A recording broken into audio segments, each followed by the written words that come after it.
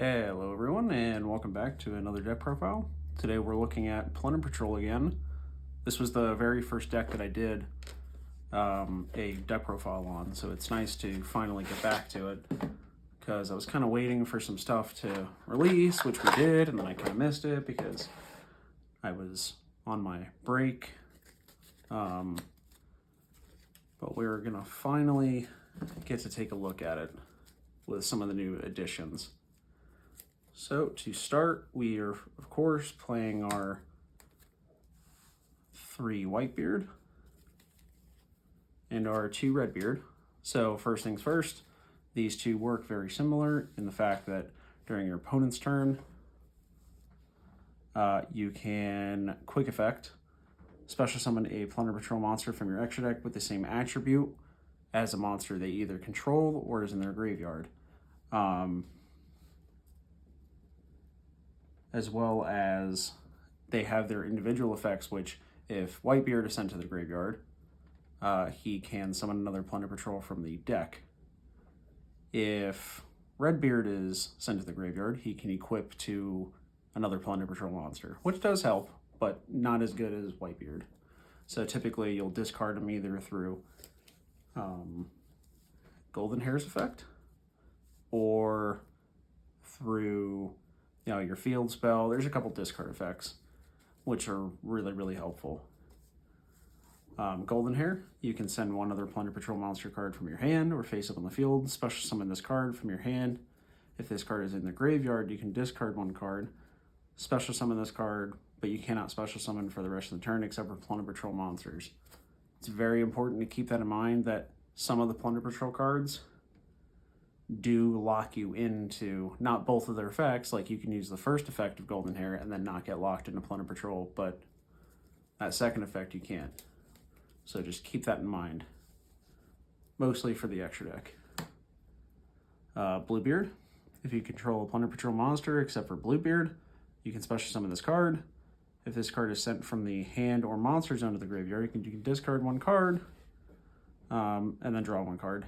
The mulligan effect is okay, but mostly we use them for the free special summon as a level 4 body, basically. And Black Eyes is the second best Plunder card, I would say. Basically, you can target one Plunder Patrol monster in your graveyard, except Black Eyes. Special summon this card from your hand, and if you do, add that monster to your hand. Also, you cannot special summon for the rest of the turn, except for Plunder Patrol monsters. This does lock you into Plunder, so just keep that in mind. Now we are also playing Dipsy Fiend. This is one of the new cards that we got. Not direct Plunder Patrol support, but boy, does it seem like it. You can discard one card, then declare one attribute except water. Special summon this card from your hand either to the field, to either field. Then this card becomes that attribute, so you can say light, give it to your opponent. If you give it to your opponent, then you also get a special summon from your hand of any Fiend monster. That's not that attribute that you said, but they're all water, so that's not going to happen. Or it will happen, is what I mean. You can special summon one level 4 Fiend with an original attribute other than the declared one from your hand or graveyard. So if you have one of these in your graveyard, which, yes, very helpful. And then this one locks you into Fiends when you use that effect, so keep that in mind.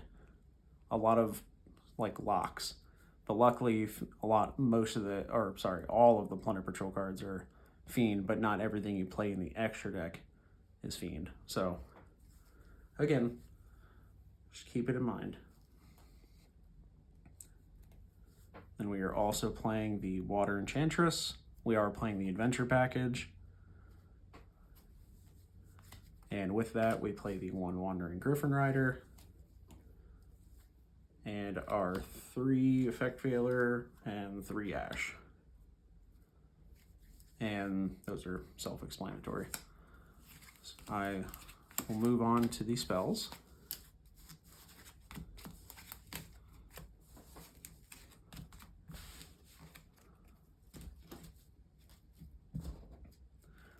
For the spells, we're of course playing 3 of the field spell, Plunder Patrol Shipyard.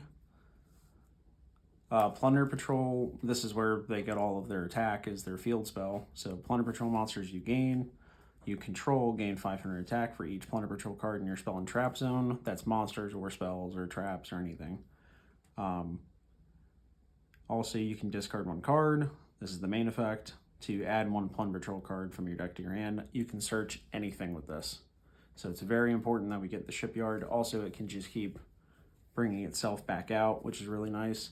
So if you get 1 in the graveyard, you basically have it for the whole game. Because all you have to do is, when it's in the graveyard, you can target 1 Plunder Patrol card in your spell and trap zone, set this card, and if you do, return that target to the hand. Super, super nice that it can keep bringing itself back out. But you do need it quickly. And it doesn't matter if you draw extra copies, because they could be used for discard cost, even for itself. So you can activate Shipyard and then discard Shipyard to search for a Plunder Patrol card. So it's not a big deal if you draw multiple copies. It's not great, but you can at least do something with it. We still play the 1 emblem. I'm still kind of shaky on this one, but it does help a lot. It does equip to a Plunder Patrol monster, it gains 500 attack. Also, your opponent cannot target it with card effects. Pretty nice. You can send the equipped card to the graveyard, special summon 1 Plunder Patrol monster from your extra deck with the same attribute as the monster on the field or in the graveyard, which is interesting because it's any graveyard or field, so that's pretty nice. Then take that monster that was equipped with this card and equip it to that special summon monster. So it's basically like it turns any of your monsters into either Blackbeard, Whitebeard, or Redbeard, essentially. Then we are playing the 3 Rite of Aramisar, whichever one. But basically this is your 1 card starter for the adventure engine to get the Omni Negate Griffin Rider on the field. And we play, of course, the 1 Fateful, the 1 Dracoback, and then we play our Terraforming, our Called By, and our 1 trap is Plunder Patrol Booty. I still play this at 2.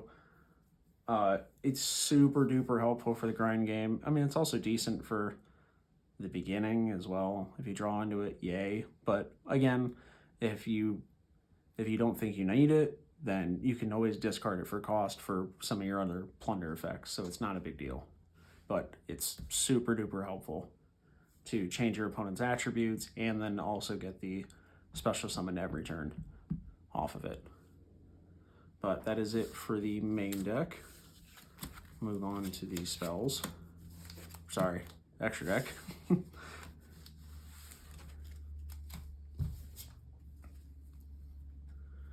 We are playing 2 Blackbeard.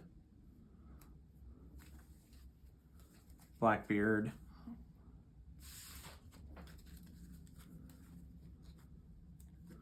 We're playing 2 Blackbeard.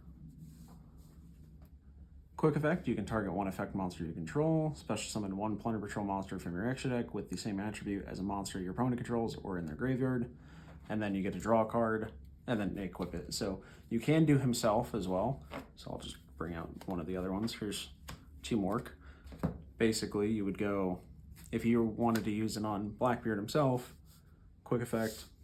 And this is also during the battle phase, so you can dodge attacks and stuff. Bring him down into the monster zone, and then he's in the spell and trap card zone equipped to him. And then if you have the field spell, gains 500 attack, blah, blah, blah. And then also, more importantly, the ships gain effects based on if they're equipped with a Plunder Patrol card. Basically, their effects become quick effects, these 2. So this one is you can discard 1 Plunder Patrol card, then target 1 effect monster your opponent controls, banish it. Then you can search for a Plunder Patrol spell and trap from your deck to your hand. It is a quick effect if it is equipped with a Plunder Patrol card. And then this one is the same thing, except spells and traps. This one also has the added benefit of all fiends gave 500 attack, Pretty cool. And also this one has the added effect, if you special summon it normally like a regular XC monster, you know, overlay 2, it can prevent destruction if a Plunder Patrol card or cards you control be destroyed by battle or card effect. You can detach 1 material from this card instead, if you bring it out like a traditional XC's monster.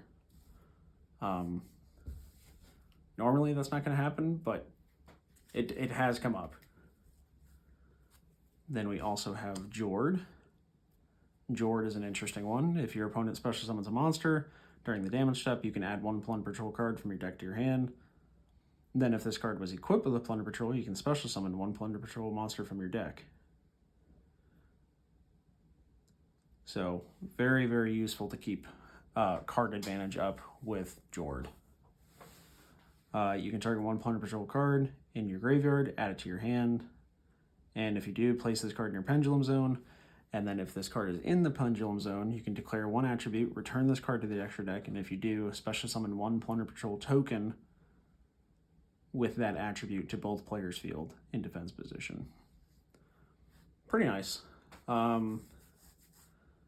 It's useful for recycling and keeping up card advantage with Jord. Not really offensive, more defensive than anything else, which I guess is why it has 3,000 defense. And then we get to the best one, which is Lease. If you're going first, I would try to set up the very offensive one, like Lease and Mork and Brawn. Jord is probably the secondary one, but Lease especially. If you're ever going to make one during the main phase, quick effect, you can special summon 1 Plunder Patrol monster card from your hand or face-up spell and trap. When your opponent activates a monster effect, quick effect, you can discard 1 Plunder Patrol card, negate the activation if you do destroy it. And then if this card is equipped with a Plunder Patrol card, you can add 1 Plunder Patrol card from your deck to your hand. Basically, if it's equipped with a Plunder Patrol card, you pitch 1 and then add 1. If you don't have it equipped, then you just pitch 1. So you lose out on card advantage if it's not equipped with the card, basically. And then for our 1-ofs, we are playing 1 Moon of the Closed Heaven, because it's a Fiend. And then also you can target 1 face-up monster your opponent controls. This card points to. If you link summon a Link 5 using this, you can use that opponent's monster's material. And then, of course, our target for that is Goddess. And we also play Groza, Tyrant of the Thunder. He does require a non-tuner Fiend monster, but we're only playing Fiends during your opponent's main phase.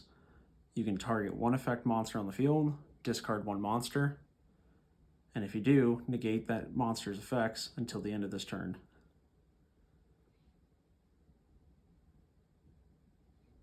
If a Fiend monster is sent from the hand to the graveyard during the damage step, you can apply 1 of these effects till the end of the turn.